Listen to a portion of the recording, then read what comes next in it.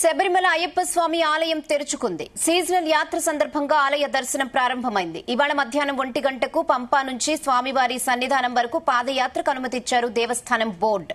శుక్రవారం నుంచి ప్రతిరోజు దర్శనం కోసం 30,000 మందికి అనుమతిస్తున్నారు. శబరిమల వద్ద గర్భాలయంలోకి సాయంత్రం నుంచి ప్రవేశం కల్పించారు. అయితే దర్శనాలు మాత్రం శనివారం ఉదయం మొదలు కానున్నాయి. అప్పటి నుంచే మండల పూజల సీజన్ అధికారికంగా మొదలవుతుందని చెబుతున్నారు.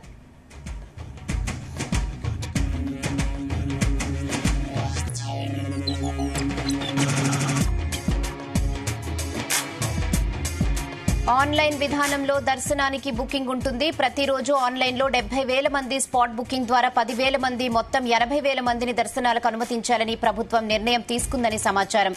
అందుకు తగ్గట్లుగా ఆలయ అధికారులు ఏర్పాట్లు చేశారు.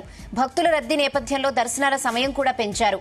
రోజుకు 18 గంటల పాటు దర్శనాలుంటాయని ట్రావెన్కోర్ దేవస్థానం బోర్డు ప్రకటించింది. పశ్చిమ కనుమల్లో 914 మీటర్ల ఎత్తులో ఉన్న శబరిమల అయ్యప్ప స్వామి సన్నిధానానికి పంబా నుంచి 4 కిలోమీటర్ల కాలినడక ద్వారా చేరుకోవాల్సి ఉంటుంది. ఇక 10 ఏళ్ల నుండి 50 ఏళ్ల లోపు మహిళలకు ఆలయ ప్రవేశం నిషేధించారు. స్వామి దర్శనానికి వచ్చే భక్తులు మండల కాలం అంటే 41 రోజుల పాటు దీక్ష చేపట్టి ఇరుముడితో వస్తారు. పవిత్ర 18 మెట్లు మీదుగా స్వామిని దర్శించుకుంటారు. ఇరుముడి ఉన్న వారికే ఈ 18 మెట్లు ఎక్కేందుకు అనుమతి ఉంటుంది.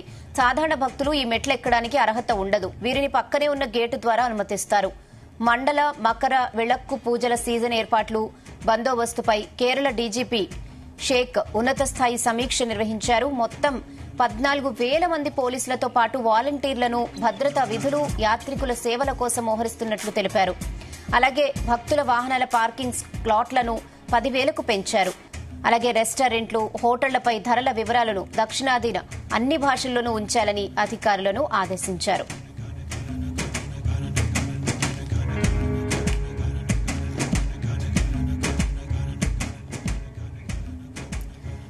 ఇదే విషయంపై మరిన్ని అప్డేట్స్ మా ప్రతినిధి నరేష్ అందిస్తారు. నరేష్.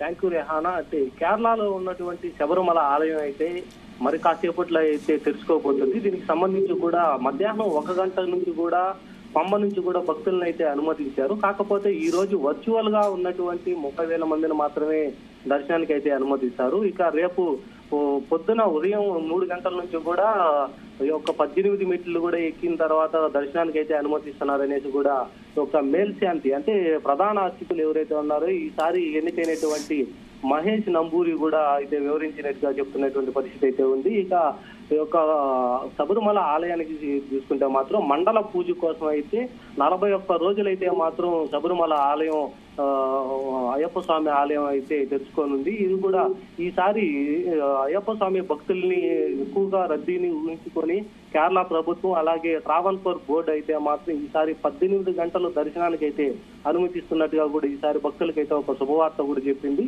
దీనికోసమే ఒక కేరళ ప్రభుత్వం అలాగే పోలీస్ శాఖ కూడా దీంట్లో ఇన్వాల్వ్ అయ్యేసి కూడా ఒక భక్తులకైతే మాత్రం ఎలాంటి ఇబ్బందులు లేకుండా కూడా చూడాలనేసి కూడా చెప్తున్నటువంటి పరిస్థితి అయితే ఉంది.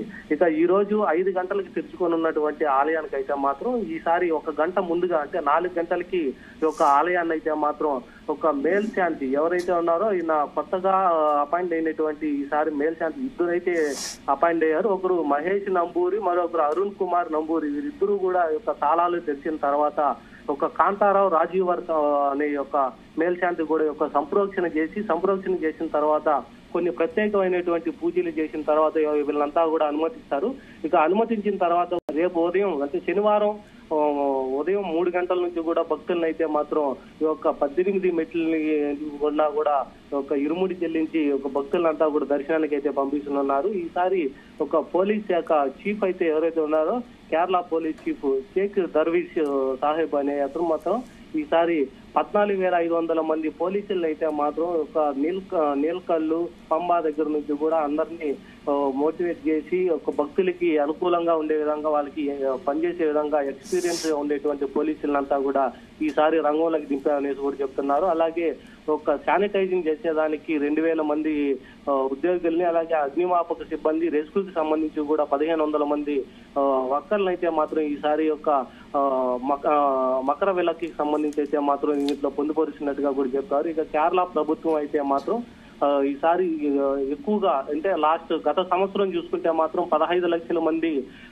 అయ్యప్ప స్వామి భక్తులు అయితే దర్శించుకున్నారు. ఈసారి 20 లక్షల మంది అయ్యప్ప స్వాములు దర్శించుకునే విధంగా కూడా అంచనా వేస్తూ వాళ్ళకందరికీ కూడా అన్ని సౌకర్యాలు కల్పిస్తున్నామనేసి కూడా చెప్పారు. ఇక ట్రావెన్కోర్ బోర్డు చైర్మన్ ఉన్నటువంటి పిఎస్ ప్రశాంత్ అయితే మాత్రం మీడియాతో మాట్లాడుతూ కూడా వచ్చేటువంటి ప్రతి భక్తుడికి అయ్యప్ప స్వామి దర్శనం కల్పించే విధంగా కూడా పనిచేస్తున్నాం అనేసి కూడా చెప్పారు. దీనికోసమే భక్తుల కోసం కొన్ని నిబంధనలు కూడా మేము అధిగమించి కూడా వాళ్ళకి కన్వీనియంట్ గా ఉండేదానికోసం చూసాము. దానికోసమే ఈసారి 18 గంటలు దర్శనంకి అయితే మాత్రం వేలాలు కూడా పెంచామనేసి కూడా చెప్పారు. ఉదయం 3 గంటల నుంచి మధ్యాహ్నం 1 గంట వరకు, మళ్ళీ 1 గంట నుంచి 3 గంటల వరకు అయితే మాత్రం స్వామివారికి ప్రత్యేక పూజలు చేస్తారు. మళ్ళీ 3 గంటల నుంచి రాత్రి 11 గంటల వరకు కూడా యొక్క దర్శనం టైమింగ్ అయితే మాత్రం పెంచినట్టుగా కూడా కేరళ ప్రభుత్వం నుంచి అనుమతులు తీసుకొని ట్రావెన్కోర్ బోర్డు కూడా రెండు సంయుక్తంగా కూడా యొక్క ట్రావెన్కోర్ బోర్డుతో సంయుక్తంగా కూడా ఒక అయ్యప్ప స్వామి దర్శనానికి అయితే మాత్రం పెంచింది. ఇక